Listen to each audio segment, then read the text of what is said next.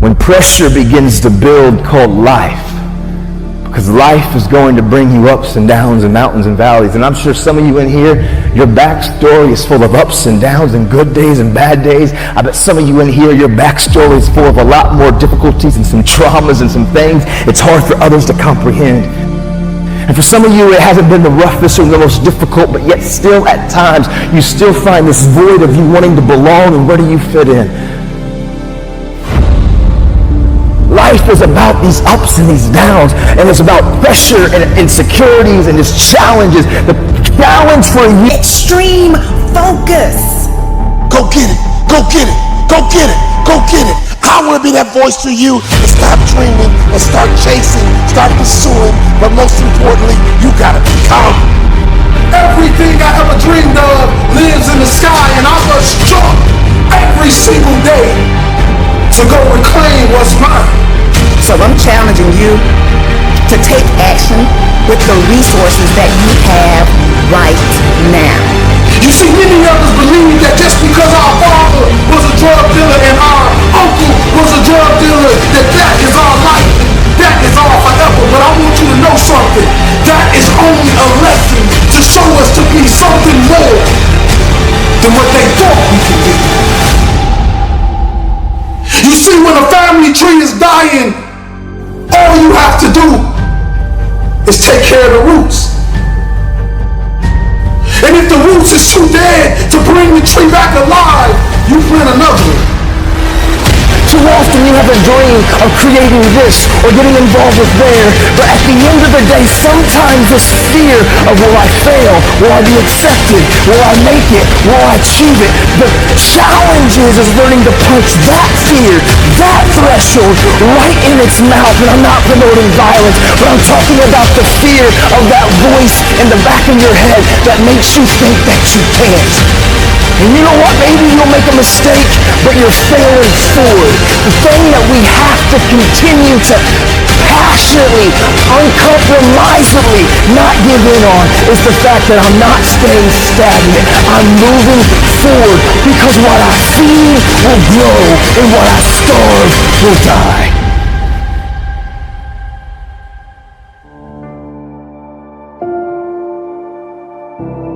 We got a lot of lions out there in those neighborhoods, drug dealers, killers, whatever you want to call yourself. And I want you to know, King, you special.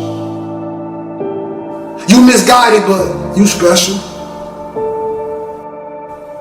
I know you grew up without a father and your mother left you and nobody ever loved you and nobody ever told you you can be anything, and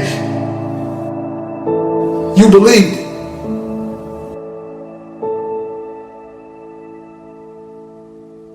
But I want to tell you this, that you are phenomenal. You are a king. You come from royal blood. You stand on the tip-top of the pyramids. You are royalty, king.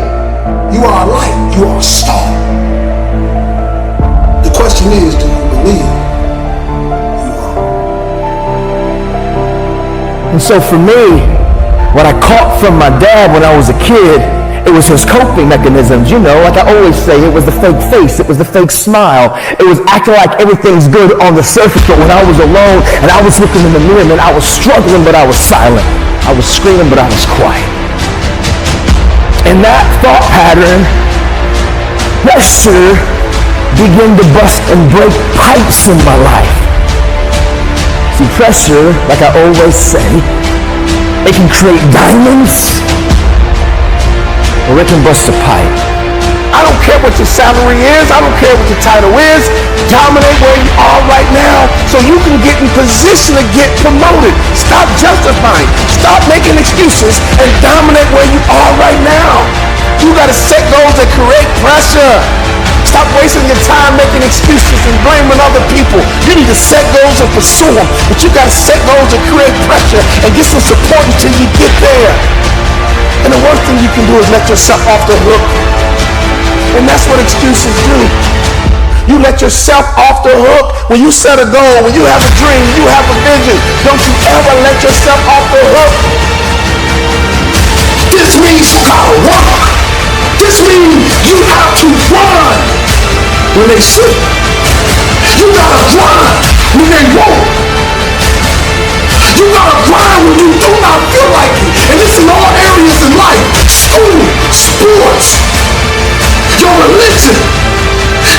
Consistency is the tunnel to greatness. Consistency will turn an ordinary man into something he never thought he could be. You know, my dad would say, go get it, son, go get it. Be sweet, baby, be sweet, go get it. Go get it, be sweet, baby, go get it. Go get it, be sweet, baby, go get it, be sweet, baby. Every time I left the house, my mom would say, be sweet, baby, be sweet. My dad would say, go get it, son, go get it. Go get it, son, go get it, be sweet, go get it, be sweet, go get it, be sweet, go get it, be sweet. My family has 2 core values. Go get it, son. Be sweet, baby. Let the world know your name, king and queen. You believe, we know from the science and we know from experience that if I exercise, it's a process and it's good for me, even though I can't measure it in the short term. And if I eat well and I keep doing that, I know it'll keep me healthy for the long term. I'll eat more leafy greens and less sugar. I know I just have to stick to this process that 100% of the time, it works. How long does it take to get into shape when you start exercising? Nobody knows. Right. Neither does any doctor. Sometimes a little less time for some people and sometimes a little more time for others. Like, we don't know. We just know 100% that it works. And so I had to get used to the idea professionally that I'm going to do things that I know work, but I won't be able to measure them. And I just have to be okay with the fact that it works. Like exercise, like eating right. And so that's where, learning an infinite mindset and letting go of annual goals. So people are like, what's your annual goal? I don't have any because I can't predict what I'm going to achieve based on arbitrary timelines. And it's real important in the visualization. You can't see it over there. You have to see it right here. Feel it. You got to feel it right here. Like I am. It's all I am. I am. I am in my dream home. I am in my dream relationship. And then unpack what that looks like. But most importantly, unpack what it feels like. And when you have that emotion in this moment, all of a sudden you stir up something that I don't think will ever go back to sleep. It'll go, okay, let's go get that. Develop your mind. You don't get in life what you want. You get in life what you are. You have greatness in you. That you have the ability to do more than you could ever begin to imagine. You have greatness in you. There's a presence in each and every one of us that waits and listens to the voice of the genuine in yourself. It will be perhaps the only God you will ever have or hear. And if you cannot hear it, all of your life will be spent on the ends of strings that somebody else pulls. When you recognize your greatness, no one will ever pull your strings. You are different. You were created on purpose with a purpose to manifest that purpose through you. But you will never exercise authority and dominion over your life. Level of possibility, even when it's uncomfortable, even when it's unpopular, even when you're alone, even when it's inconveniencing, you're still willing to lead.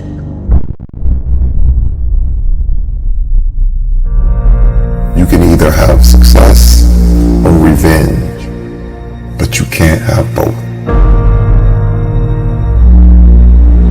Success is letting it go. And when we talk about rage, what we're talking about is an attempt to control things you can't control. You can't love someone and control them at the same time. And I had no control. And growing up with an alcoholic father, one of my earliest memories is him knocking my mother out. And I was like, got it, man. You run the world right now. Until I do.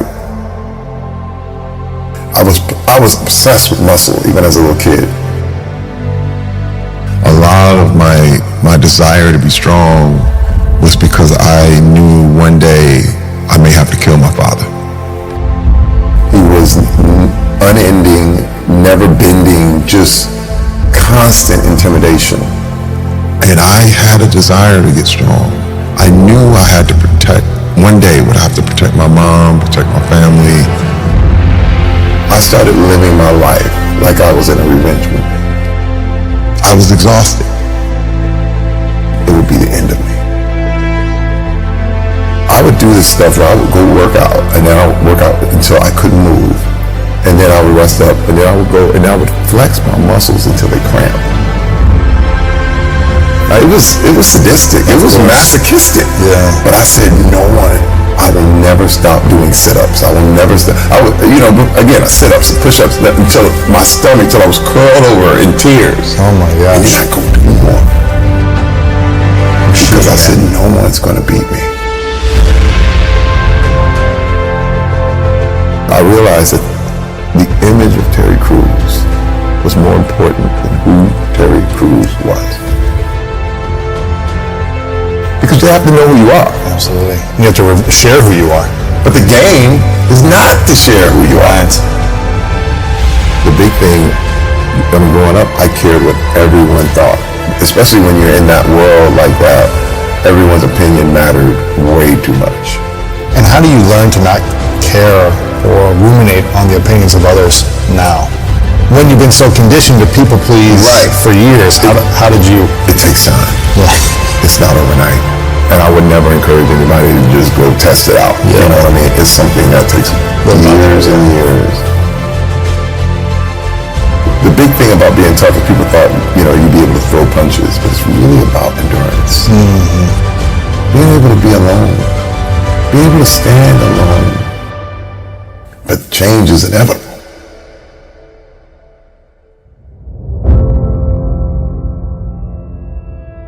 I'll never forget coming out of therapy, this guy was like, they were like, Terry, you have to learn how to tell people no, because I was a pleaser. I remember being in counseling, and the counselor asked me, she said, what if a director told you to do something you didn't want to do? I said, well, I have to do it. And she said, no, you don't. I said, yes, I do. She said, no, you don't, Terry. I said, well, I'm an actor. She said, yeah, but you don't have to do what everything the director tells you to do. I said, yes, I do, because I'm an actor. She's like, no, you don't. And she said, Terry, you don't have to do what you don't want to do.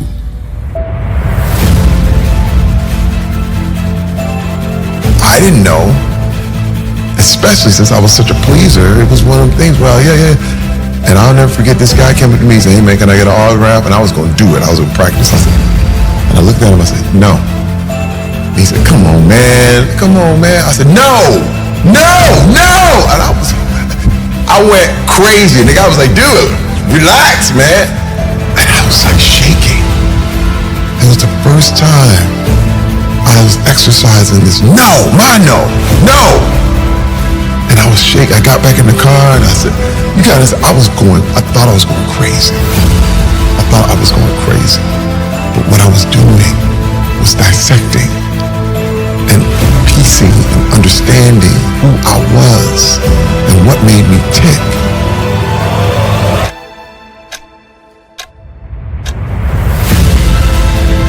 Why do I feel angry if someone says that? Or why am I insulted? Why? Is it me or is it them? And see, and once I started asking these questions, I could let it go. You gotta start exercising it. Just ask yourself why you're so offended. How did I get here? The thoughts turned into emotions, that turned into actions, that turned into mania. You have to do what's within your power to make things right. Remember, you were out of control before. Anything can make you go off. This is responsibility. Mm-hmm. You have an ability to respond differently. You have that now.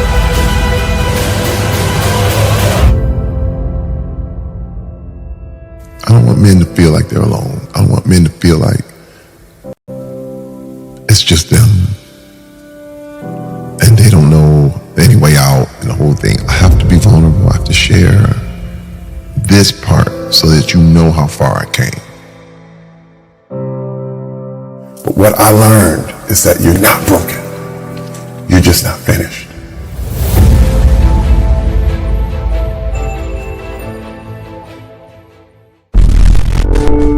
cannot stop me. I will keep going.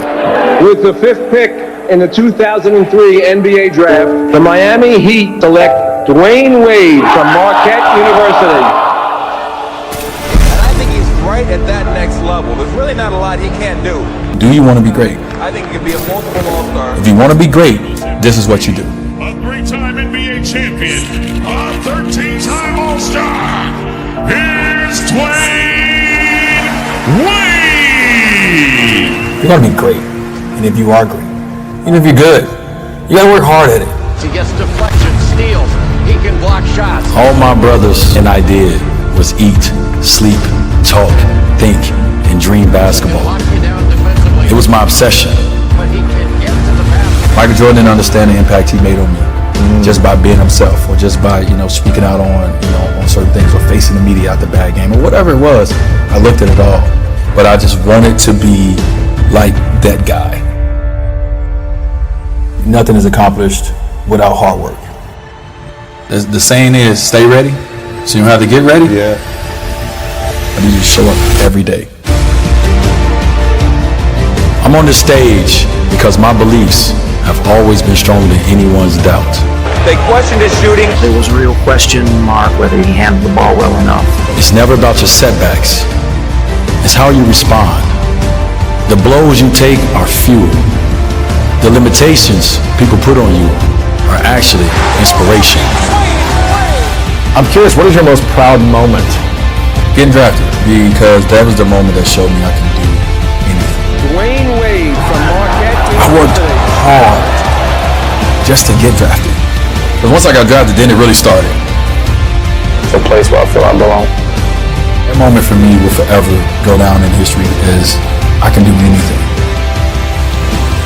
Wow, okay, I did all I can now. Just wait and see what happens. The goal is, every day, is to put one foot in front of the next. No matter how hard yesterday was, it's every day, get out of bed. It's something that you believe in and you want. Then go at it every day. And to me, that's consistency. It's putting enough consistent days together. You mess around and you have a good life.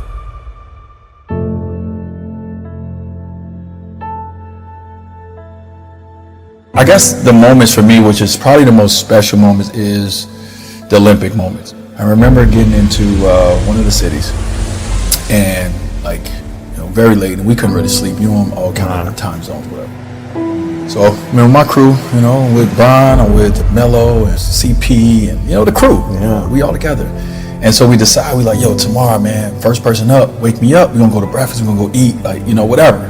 The food should open up at this hour, and we were hungry. And we let's go to sleep, and then let's get up so we can eat. As we get down there, Kobe's sitting at the table. Already, he's sitting at the table. So we walk over, what's up, Cole? In Kobe Bryant fashion. He look at us and we like, yo, what's good? He's like, I just got my second workout in. He already finished. He just finished his workout. I think he did a basketball workout on the court, and I think he did a weight room workout. Before you guys got to breakfast early morning. We were only asleep for about 3 hours. Oh my goodness. So I'm in my mind, I'm okay. I had always heard about the work ethics of Kobe Bryant, but I never seen him. I'm I work hard too. Yeah. He set himself apart in so many different ways. The mental, edge that he had on people, he understood that I'm playing on a team with all these great young players who are trying to come and take the spot. And I'm not only going to do what they do, just as good or better, I'm going to do more than them, a lot more than them, just to separate myself. It was a different level. And that level made us go to a different level.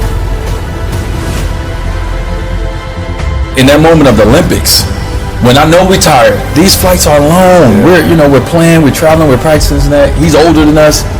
And to see that, that's another level. That's a different level. Did you ever doubt yourself? Did you ever have insecurities? And if so, how did you learn to manage or overcome self-doubt so it didn't cripple you? Oh my, self-doubt creeps in all the time. Yeah. I don't know, because I don't get to talk to every great human being in the world, but I'm sure all of them have and do have self-doubt at times. How often was it for you? Was it self-doubt can be in moments. You can come into a game with all the confidence and then you miss 7 shots in a row. Now you got self-doubt.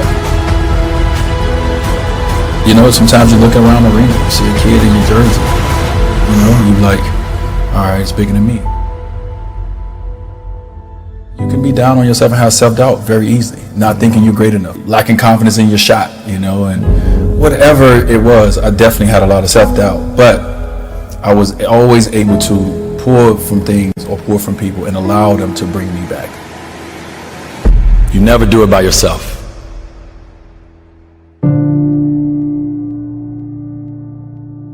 Who was the most influential adult figure in your life growing up? Michael Jordan. Really? I watch how he did interviews. Yeah. You watch how he walk. You watch it all because I didn't see anybody that was in my life that I was like, oh, I want to be like that person. Mm-hmm. So I had to go find someone.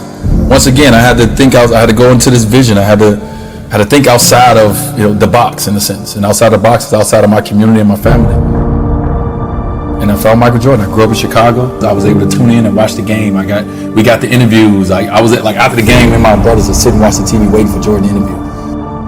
He just became that much of a figure in our lives. Yeah, it's crazy. What was it like when you first met him? Surreal. And what was the best piece of advice that he told you? It was something so simple. He just told me, go get it. And it's crazy, right? It's like, go get it. Yeah. But for me, that's all was in my mind while I was playing the game. Go get it. Wow. And I went and got it. He said, hey man, I don't want to see these shoes on the floor. I want to see these shoes in the air. In my mind, all these things, I was like, yo, you got to see these shoes in the air. And so I'm coming down the court, and I see Andy, and he backing up, and I'm like, I'm going for it. And if you see the highlight, I dunk it, right? Boom. And I'm about to go to the bench with my team that go that way and talk to me. But I was like, no, Jordan's over here. Stepped over Andy and went that way. And I'm like, that's how you do it. But I'm really over there like, I wanted Jordan to see me, right? Wanted to be proud of him. Just the power of an influence. It goes a long way. And that's why I tell those stories, because Michael didn't know that all these moments, he didn't know the influence that he was having on a little kid, growing up in the city of Robbins, Illinois, in Chicago. I wanted different. I didn't want what I seen. I just knew what I would see. I'm like, I don't want this. To be great, you gotta be consistent. But just stay consistent, stay true to you, stay consistent to the work. Yeah, go do something special. Don't just be here. That's the thing I strive for. What it takes to actually win is built on discipline, is built on respect, is built on toughness, not giving up, not quitting. I could have given up, but we're in the Hall of Fame, dog.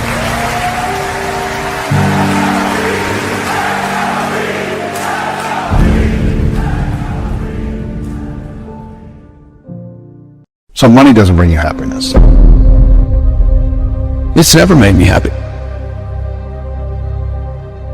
I don't measure happy. What do you measure?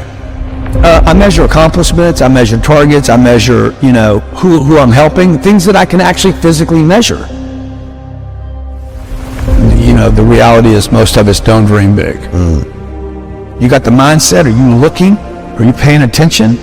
You can do it, bro. You got to give something up. It's not you have to add something, you always have to give something up. Really? I've never been able to go from here to there and not give up something. They got me here. If you're going to go from zero to a millionaire, when you get to a millionaire, if you want to go to the next level, you want to go to 10 million, you will have to give up the millionaire life. That's why I said I got to hold myself accountable to the goal. If I'm going to have to keep reselling myself on this goal. People want to create wealth for themselves. It's not just money, it's people. Not how much money I have. I mean, we all know about the wealthy person that has no friends. He's on a yacht by himself. And that's not wealth, right? It's just a bunch of money and material collections. To me, there's no way to create real wealth by just going inside. You got to go, I got to add people. How do you get people to know who you are? I say almost yes to almost everything. Why do you say yes to everything? Because it connects me to another person.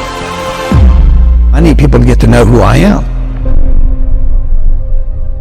I'm going to become somebody.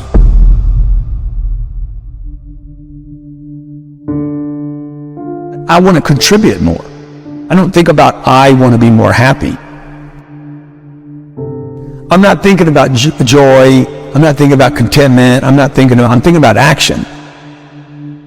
I want the action. I want the grind. I want the possibility. I want legacy. I'm trying to figure out how to extend 100 years. How could Grant Cardone still be relevant in 21, 23?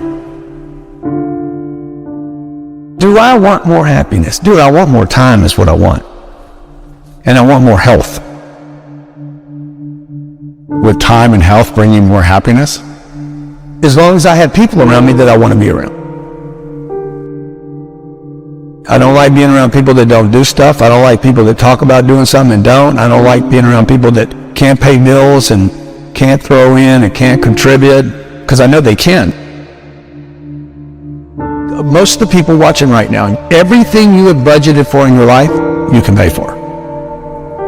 It's the things you didn't budget for, the big dream. But everything else, you got covered. Everything people pay attention to. House note, car note, electric bill, water bill, basics. Everything gets covered. What if you just added a whole bunch of other stuff to the list? What if we were all brought up to say, hey, we're going to cover all this stuff? People would be even more productive. What would you say are the top 3 ways, the best ways to multiply money then? Get rid of it. You got to get rid of it. First, you got to make it. I mean, I got to collect it. I got to collect some. Then I got to figure out, okay, this pays for this basic living. Everything above that, don't spend any more money. Like the rest of it, if this is $4,000 and I make 7, the entire 3 has got to go into investments. Every month. Every single month. At some point, you got to quit being a saver. You got to start being an investor. This is what we should have been taught in school, man. This is what we should have been taught as kids. Like, how do I do money? You do it with time. Okay, you don't do it with a job.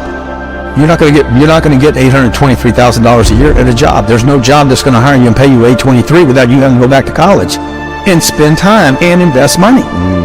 It just doesn't work like that. What do you think people in the middle class are doing that they should shift in their mindset in order to start getting out of that? Well, you don't borrow money to go to college. Why would you trade 5 or 6 or 7 years of the income? Time is money. So I wouldn't go to college. I would never buy a home. I would never put debt on a home. If I bought a home, I wouldn't put debt on it. And these are nevers for me on the come up.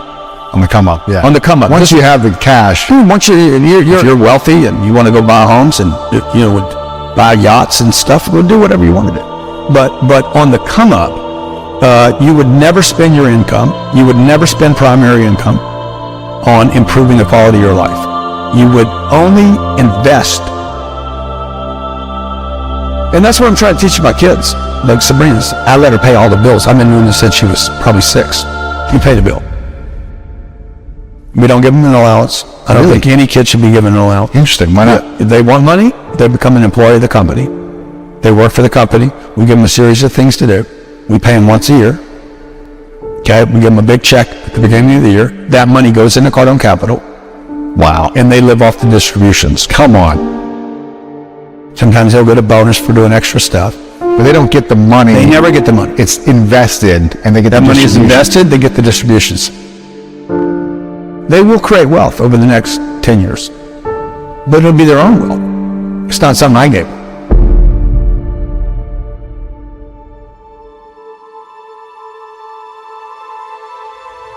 Well, if you could only teach your kids 3 lessons about money, what would those lessons be? People. Number 1, meet people. No one's a stranger. The money's a people game.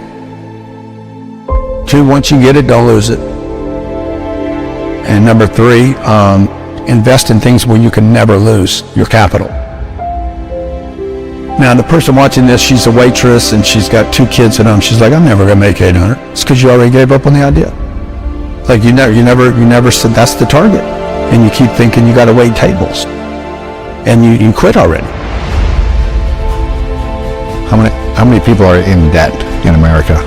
40% of people that make $1 million a year still are living paycheck to paycheck. 40%? 40%. But that's not because of inflation. That's because they spent money they shouldn't have spent. They thought they were entitled to because they're millionaires. They live above their means. They live above their investments, not their means. How can we shift the relationship to money that we have so we can have a better experience emotionally and spiritually about money? Anything you're hiding, you're going to have problems with. The secret keeps you sick. First thing I look at every day is my money. I have a great relationship with my money. I'm not just going to think about it. I'm going to be somebody today. I'm going to grow into who I should be. What I've done already is impossible. From where you came from and all these things. From where I came from, I should be dead. I should have been dead at 25 years old. Or in jail. Messed up forever.